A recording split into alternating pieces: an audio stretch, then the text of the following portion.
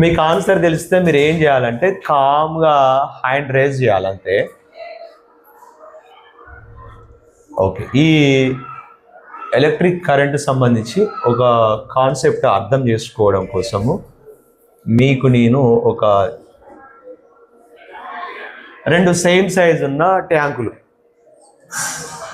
1 tank is completely filled with water, another tank is completely empty tank. ఏం లేదు అలా. Okay, ఇప్పుడు నేనేం చేస్తున్నానంటే ఈ ఫుల్ వాటర్ ఉన్న ఈ ట్యాంకు నుంచి ఈ ఏం లేని ట్యాంకుకి కనెక్షన్ ఇచ్చిన. ఓకే, ఇక్కడ గ్యాపులు లీకేజీలు అంటే ఏం లేవు. ఇప్పుడు ఏమవుతుంది తెలిసిన వాళ్ళు చేతులు లేపండి. జస్ట్ ఇప్పుడు ఏమవుతుంది అంతే. చెప్పురా రంజిత్, ఏమవుతుంది ఇప్పుడు? ఒక నిమిషం, వాటర్ ఇళ్ళకు పోతాయి. First answer. ఇంకేదో అన్నారు, ఏదో అంటారు. ఇంకేదో పోదా అని ఎవరో అన్నారు. ఆ పో అనే ఒకటి వచ్చింది. మీరు మీ ఆన్సర్ చెప్పు, పూర్తి ఆన్సర్. 2 సమానంగా నీళ్ళు వస్తాయి. నువ్వేమన్నావు? పోతాయి, నీళ్ళు పోతాయి. నువ్వు అంటే ఎన్ని నీళ్ళు పోతాయి? ఆ సగం ఇలా సగం అన్నాడు. నువ్వేమంటావు? అంటే పోతాయా అసలు పోతాయి, మొత్తం పోతాయా? సగం పోతాయి. ఎవరో పో అన్నారు, ఎవరు పో అంటావా? నువ్వేమంటావు? ఏదో చెప్పు. ఇల్లున్న మొత్తం వాటర్ అలా పోతాయి అంటే ఫుల్ ట్యాంక్ అంతా కాలిపోయి నిండిపోతుంది. ఒక నిమిషం.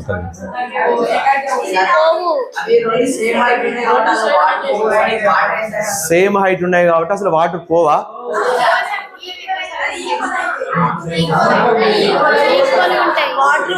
ఒక్క నిమిషం. అయితే ఇప్పుడు ఏం చేద్దామంటే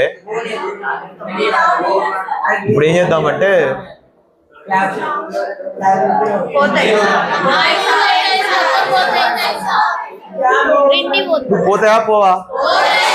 పోతాయి. ఇప్పుడు ఏమంట? ఒక్క నిమిషం. ఇప్పుడు అసలు అంటే పోవా? వాటర్ పోవా? ఫుల్ పోతాయా సగం పోతాయా? అన్ని పోతాయి. సగమే పోవా? ఇంత ముందు లాగా మొత్తం నీళ్ళన్నీ ఈ ట్యాంక్ కాలేకపోతే ట్యాంక్ అంతా నిండుతుంది. ఇంకా ఏమైనా ఉన్నాయి ఆన్సర్స్?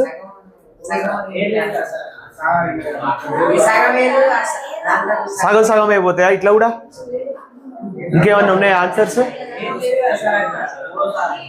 పోవా? ఇక మొత్తం క్లోజ్డ్ ట్యాంక్ అన్నా కానీ నేనేమి ఇంకా క్లోజ్డ్ ట్యాంక్ అని చెప్పిన.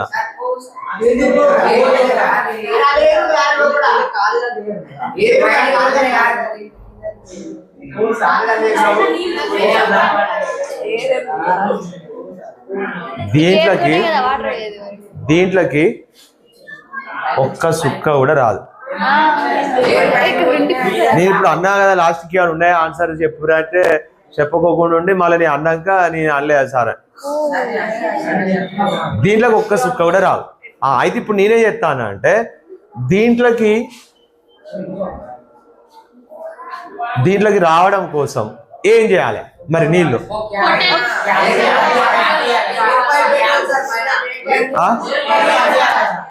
దీనికి ఒక ఎయిర్ పైప్ పెట్టాలా?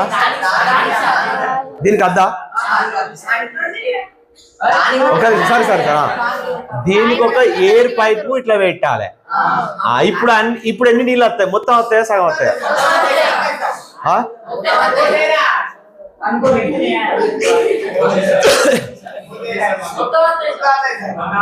ఇప్పుడు కూడా ఒక్క సుక్క రావు.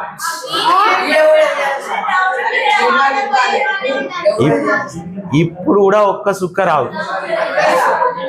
ఎందుకు డౌన్ ఉన్నది కాబట్టి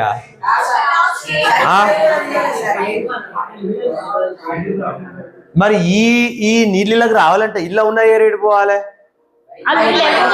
అంటే దీనికి కూడా మీరు ఎయిర్ పైపు పెట్టాలి ఇప్పుడు నేనేం చేస్తాను అంటే ఈ పైపు తీసుకువెళ్ళి దాని కలెక్షన్ ఇప్పుడు నీళ్ళు వస్తాయా రావా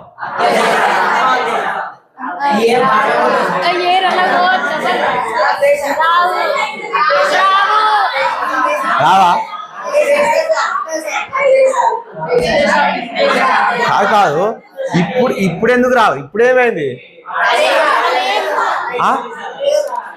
ఇప్పుడు ఎందుకు రావా చెప్పండి నాకు మంచిగా ఒకరు ఎవరైనా నిలబడి ఎందుకు రావంటారు నీళ్ళు ఎందుకు రావు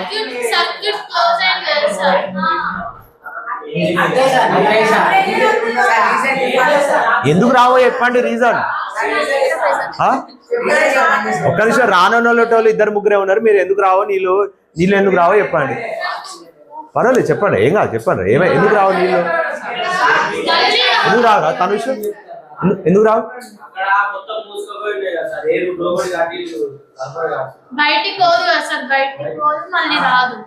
ఓకే ఇప్పుడు ఏమైతుంది ఇప్పుడు అసలు మీరు ఇది కనెక్షన్ తీసేయండి అనుకోండి ఇది ఓపెన్ ఉంది అనుకోండి ఇప్పుడు నీళ్ళు ఈ నీళ్ళన్నీ ఇలాగ వస్తాయి ఇప్పుడు వస్తాయి ఈ నీళ్ళు ఇలాగ వచ్చేటప్పుడు ఈ డబ్బా ప్లాస్టిక్ డబ్బా అనుకోండి ఇది అంతా దగ్గరికి ఈడ్చుకొస్తుందా వస్తుందా ఎందుకు దీనిలోకి ఏమొస్తుంది ఆ ఎయిర్ ప్రెషర్ తో ఇప్పుడు వాటర్ కానీ ఇందులోకి ఎయిర్ రావడానికి మనము ఆల్రెడీ ఏమంటున్నా నేను ఆ ఎయిర్ రావడానికి ఈ కనెక్షన్ ఇచ్చిన అంటాను కదా ఇప్పుడు దీంట్లోకి ఈ ఎయిర్ ఇళ్ళకి ఎందుకు రాదు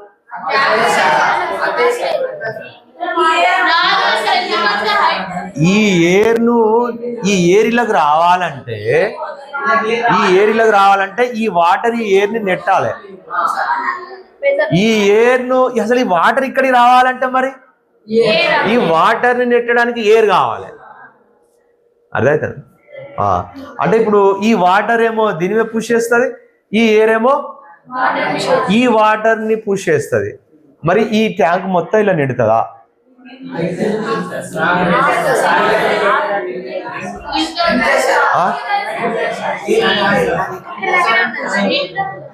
రైట్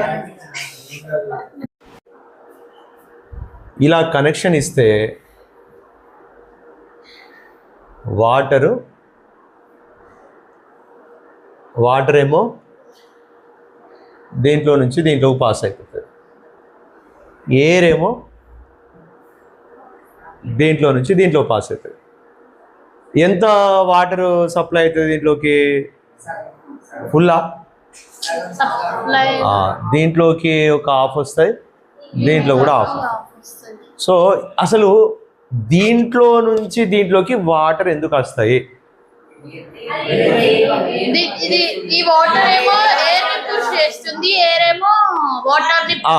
అయితే ఇప్పుడు ఇంకొక క్వశ్చన్ ఈ ఆన్సర్ నాకు ఎవరు చెప్తారు వద్దాము సగమే వచ్చి ఎందుకు ఆగుతాయి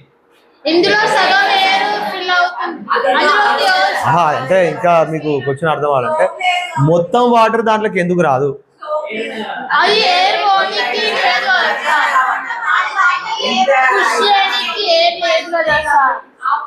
ఇప్పుడు దీంట్లో సగం నీళ్ళ నిండినాయి సగం ఎయిర్ ఉంది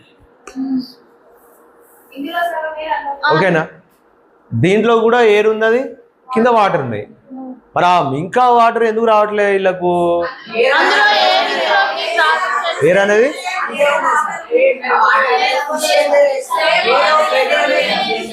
నేను అదే ఆ ఎయిర్ ఈ వాటర్ ని ఎందుకు ఇంకా పుష్ చేసి మొత్తం ఇలా నెడతలేదు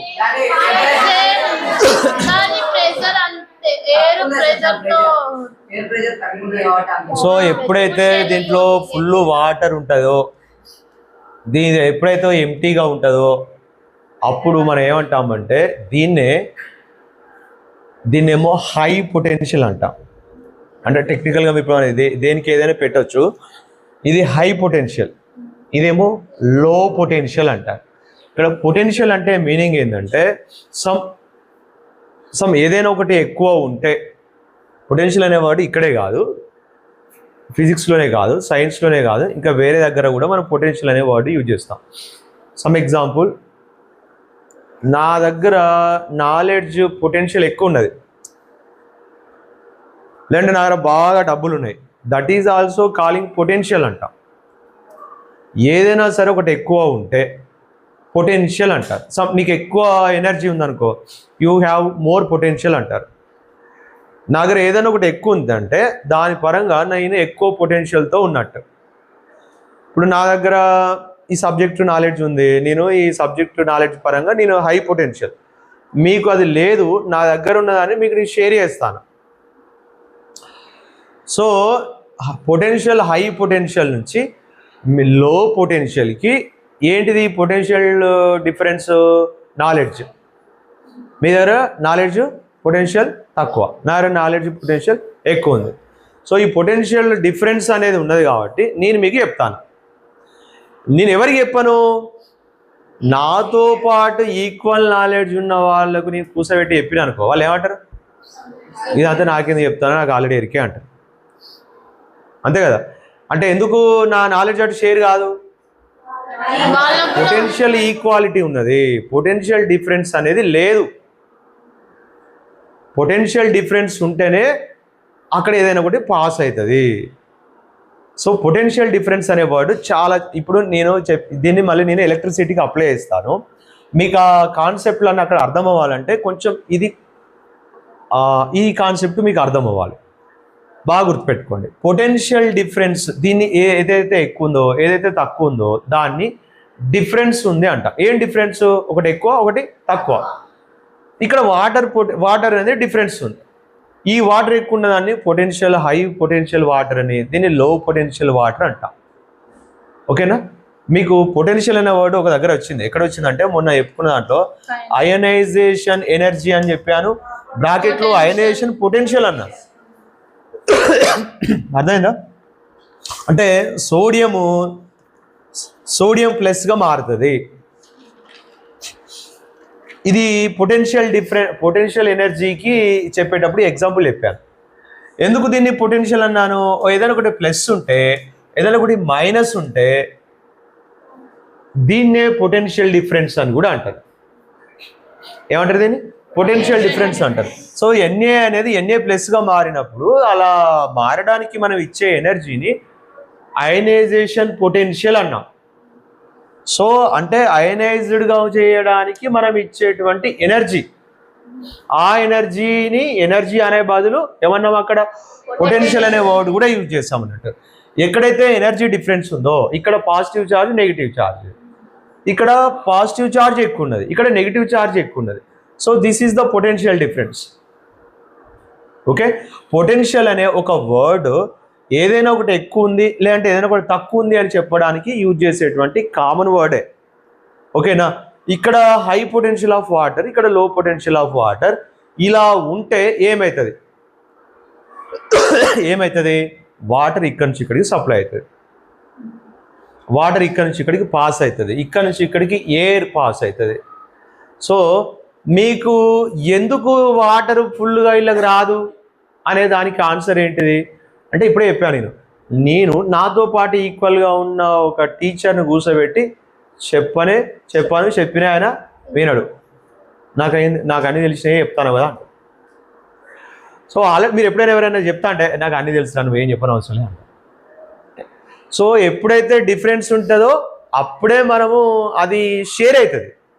కరెంటు పాస్ అవ్వాలంటే ఏముండాలి? కరెంటు ఛార్జ్ అనేది ఫ్లో అవ్వాలంటే, ఛార్జ్ ఫ్లో అవ్వడాన్ని మనము కరెంట్ అంటాం. కరెంట్ అంటే ఫస్ట్ వాళ్ళు మీనింగ్ తెలుసుకోండి. కరెంట్ అంటే ఏదైనా ఒకటి రన్నింగ్లో ఉంటే దాన్ని కరెంట్ అంటారు. ఏదైనా ఒకటి రన్నింగ్లో ఉంటే ఫ్లో అవుతుంటే దాన్ని ఏమంటారు? కరెంట్ అంటారు. ఇప్పుడు జరిగే విషయాలను మనం సింపుల్గా ఏమంటాం తెలుసా మీకు? ఎస్, కరెంట్ అఫైర్స్ అంటారు.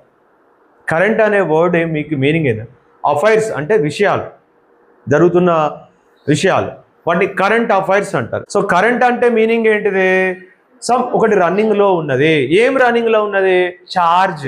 ఎక్కడి నుంచి? ఎక్కడో ఎలక్ట్రిసిటీ జనరేట్ అవుతాను, అక్కడ నుంచి ఎక్కడి దాకా వచ్చింది? మన ఫ్యాన్ దాకా వచ్చింది. అంటే ఛార్జ్ అనేది రన్నింగ్లో ఉన్నది. ఆ రన్నింగ్లో ఉన్న ఛార్జ్ని ఏమన్నాము మనము? కరెంట్ అన్నాం. ఏం కరెంటులో ఉంది మరి? ఎలక్ట్రిసిటీ కరెంట్లో ఉంది, అందుకే ఎలక్ట్రిక్ కరెంట్. ఏమన్నాం దాన్ని? Electric current. కరెంట్ ఎలక్ట్రిసిటీ అంటారు, ఎలక్ట్రిక్ కరెంట్ అంటారు. దీనికి ఆపోజిట్ వర్డ్ ఏంటి తెలుసా? కరెంట్ ఎలక్ట్రిసిటీకి ఆపోజిట్ వర్డ్ ఏంటి తెలుసా? స్టాటిక్ ఎలక్ట్రిసిటీ అంటారు. ఏమంటారు? స్టాటిక్ ఎలక్ట్రిసిటీ అనే వర్డ్ మీరు 8th 2 సార్లు విన్నారు. ఒక బెలూన్ తీసుకొని ఇలా రబ్ చేసి కొన్ని పేపర్ పీస్ల దగ్గర పెడితే పేపర్ పీస్లను బెలూన్ అట్రాక్ట్ చేస్తుంది అని మనం నేర్చుకున్నాం. సో బెలూను రబ్ చేసిన తర్వాత పేపర్ ఎందుకు అట్రాక్ట్ చేసింది? ఒకటి పాజిటివ్ ఛార్జ్, ఒకటి నెగిటివ్ ఛార్జ్. ప్లస్ మైనస్ మధ్యలో ఉన్న అట్రాక్షన్ ఫోర్స్ వల్ల పేపర్ పీసెస్లని బెలూన్ అట్రాక్ట్ చేసుకుంది అన్నాం. సో మరి బెలూన్కి ఏమొచ్చింది? Some charge. ఈ ఛార్జ్ ఎక్కడికి పోతుంది? ఎక్కడికి పోదు, బెలూన్ మీదనే ఉంటుంది. బెలూన్ మీదనే ఛార్జ్ అక్కడే ఆగిపోతే, ఎక్కడికి పాస్ కాకపోతే దాన్ని స్టాటిక్ అంటారు. ఒకవేళ ఆ ఛార్జ్ ఎక్కడి నుంచి అయినా ఒక దగ్గర నుంచి ఇంకో దగ్గరికి వెళితే కరెంట్ అంటారు. సో తీగలలో ఛార్జ్ అనేది ఆగదు, అక్కడనే ఉండదు. మరి ఏమవుతుంది? సో దాంట్లో ఈజీగా పాస్ అయిపోతూ ఉంటుంది.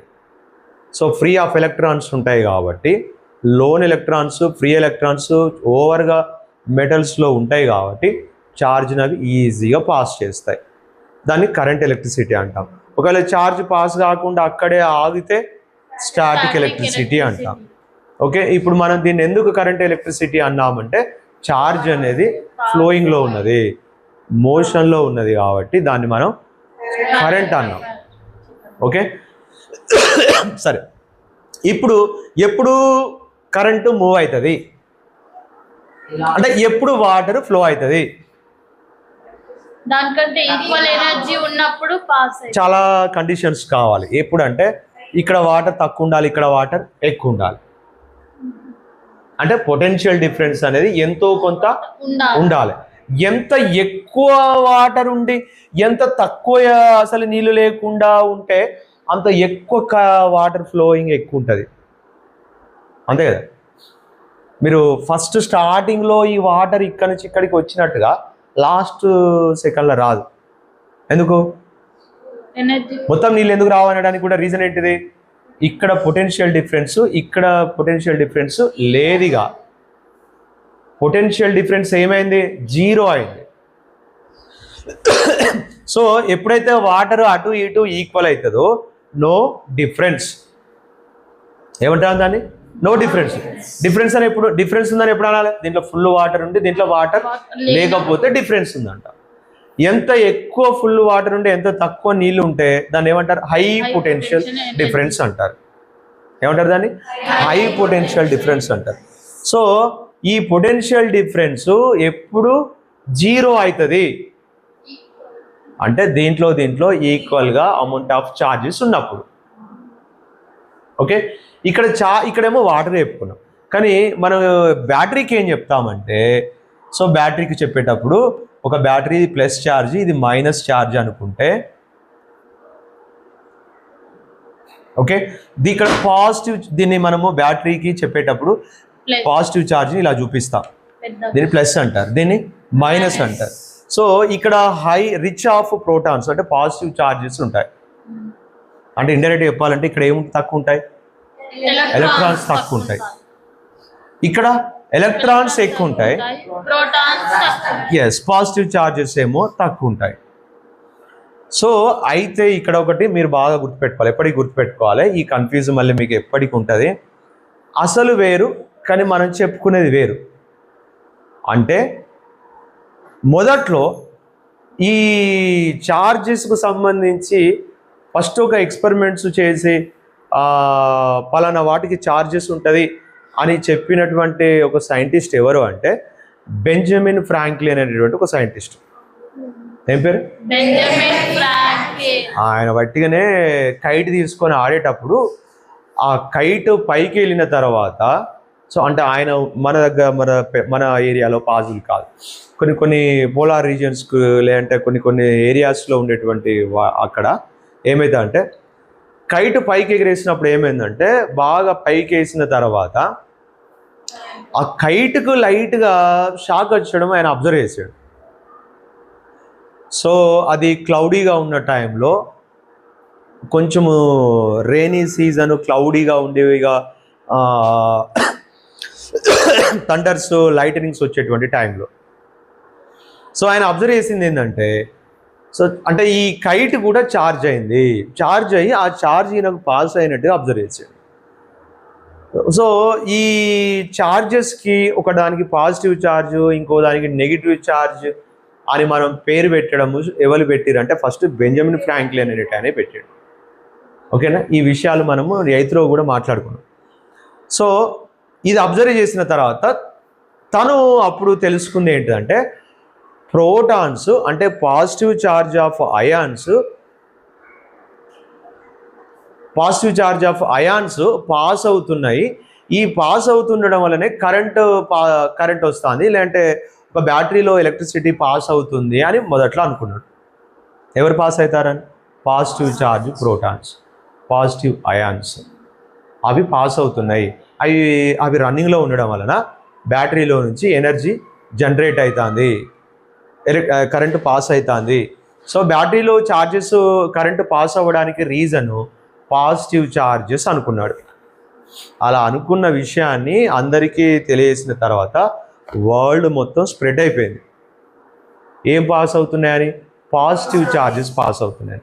బట్ తర్వాత ప్రాక్టికల్గా తెలుసుకుంది ఏంటంటే, ఇదంతా బుక్లో ఉన్న మ్యాటర్ కాదు, మీకు బుక్లో కూడా దొరకదు. సో తర్వాత తెలుసుకుంది ఏంటంటే, బ్యాటరీలో negative charge of electrons, so అవి పాస్ అవుతూ ఒక బల్బు కనెక్షన్ ఇచ్చితే, so negative charge of electrons pass అయ్యి ఈ బల్బు కనెక్షన్ వచ్చేసి బల్బు గ్లో అవుతుంది అని చెప్పేసి తర్వాత తెలుసుకుందాం. కానీ బెంజమిన్ ఫ్రాంక్లిన్ చెప్పింది ఏంటిది? పాజిటివ్ ఛార్జెసే పాస్ అవుతాయని చెప్పేసి బెంజమిన్ ఫ్రాంక్లిన్ చెప్పింది. అది మొత్తము వరల్డ్ వాడేగా తెలిసిపోయింది. కానీ ఆఫ్టర్ దట్ తెలిసింది ఏంటిది అంటే, ఫ్లో ఆఫ్ ఎలక్ట్రాన్స్నే మనము ఏమంటాము అంటే కరెంట్ అంటాం. కరెంట్కి డెఫినేషన్ మీరు ఇప్పుడు చూస్తే ఏముంటుంది అంటే బుక్లో, ఆ flow of electrons is calling current అని అంటారు. ఫ్లో ఆఫ్ ఎలక్ట్రాన్స్ అంటే నెగిటివ్ ఛార్జ్. కానీ అంతకుముందే బాగా అందరికీ తెలిసింది ఏంటి? Flow of positive charges. అయితే ఇది ఎప్పుడైతే అసలు విషయం తెలిసిందో, తెలిసినాక కూడా ప్లస్ నుంచి కరెంటు పోతుందనే విషయాన్ని మార్చకుండా అలాగే ఉంచేశారు. అలాగే ఉంచేసి అలానే ఉంచి కొన్ని మ్యాథమెటికల్గా కొన్ని ప్రాబ్లమ్స్, కొన్ని అనలైజెస్ చేసేటప్పుడు దాన్ని అలా ఉంచుకొని చేస్తేనే కొంచెం కన్వీనియంట్గా అనిపించింది. అయితే అలా అనిపించింది కాబట్టి ఏం చేశారంటే, ఈ ఫ్లో ఆఫ్ ఎలక్ట్రాన్స్ అనేది తెలిసినా కూడా దీన్ని ఎక్కువ హైలైట్ చేయకోకుండా ఈ పాత దాన్ని అలానే కంటిన్యూ చేసిర్రు. దీన్నే మనం కన్వెన్షనల్ ఫ్లో ఆఫ్ ఎలక్ట్రిసిటీ అంటాం.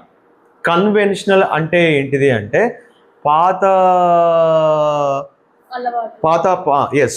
ఒక పాత పద్ధతి ఏదైతే ఉందో దాన్ని కంటిన్యూ చేసుకుంటూ వస్తున్నామో దాన్ని కన్వెన్షనల్ అంటారు.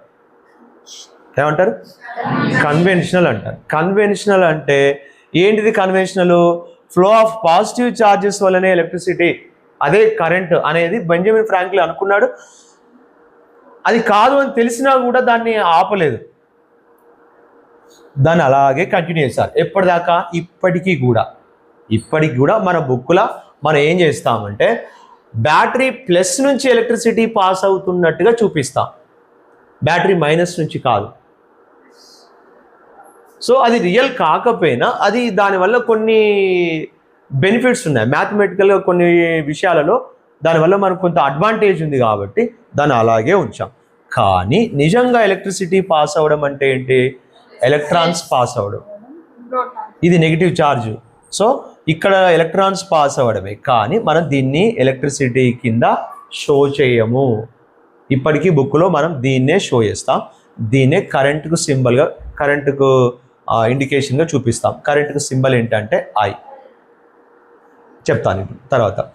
సో ఇది కన్వెన్షనల్ అంటే పాత పద్ధతి. ఒక పాత పద్ధతి ఏదైతే కంటిన్యూ చేస్తున్నామో దాన్ని కన్వెన్షనల్ అంటారు.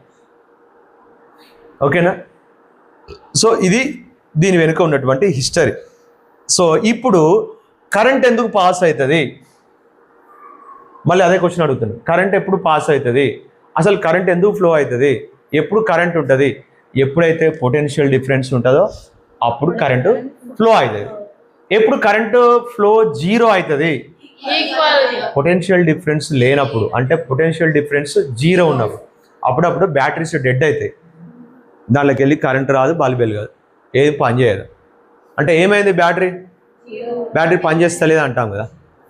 ఏమైందని ఇప్పుడు దాని పొటెన్షియల్ డిఫరెన్స్ అంతా జీరో. మీరు ఎప్పుడైనా ఆ 10 రూపాయల 15 రూపాయల సెల్ ఉన్నప్పుడు దాని మీద చాలా రాసి ఉంటాయి, ఒకసారి ఓపిక వేసుకొని చదవండి. దాంట్లో మీకు ఒక వర్డ్ కనిపిస్తుంది.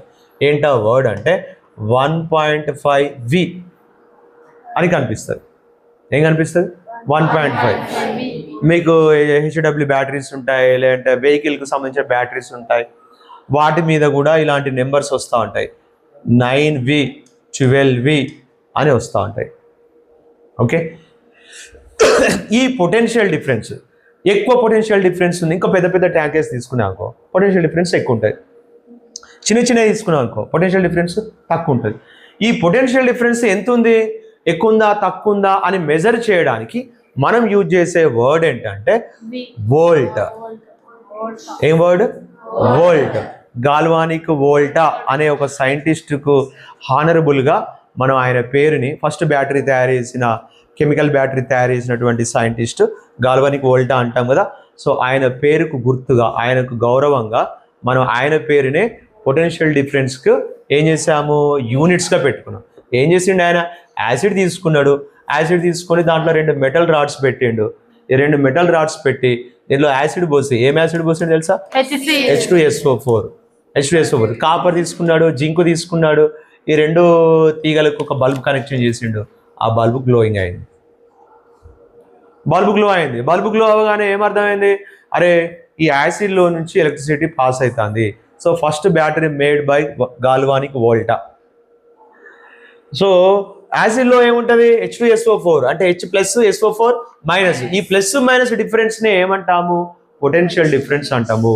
ఈ పొటెన్షియల్ డిఫరెన్స్ వల్ల ఏమైంది? చార్జెస్ ఫ్లో అయినాయి. ఆ చార్జెస్ ఫ్లో అయితే ఏమైంది? సో బల్బ్ గ్లోయింగ్ అయింది. So current is passing because of potential difference. మీకు ఎప్పుడైనా ఒకటి ఎక్స్పీరియన్స్ ఉంటుందేమో, కొంతమంది అక్కడక్కడ ఏం చేస్తారంటే దొంగ కరెంటు పెట్టుకొని తీగలు తగిలించుకుంటారు.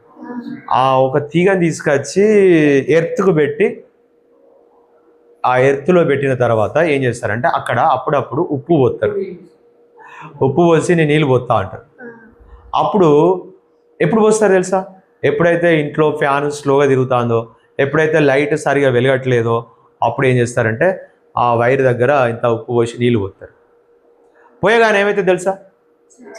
లైటింగ్ ఎక్కువ వస్తుంది, ఫ్యాన్ స్పీడ్గా తిరుగుతుంది. అంటే ఏమైంది? సాల్ట్ వాటరు పోయగానే, సాల్ట్ ఫార్ములా ఏంటి తెలుసా? NaCl. Na+Cl-.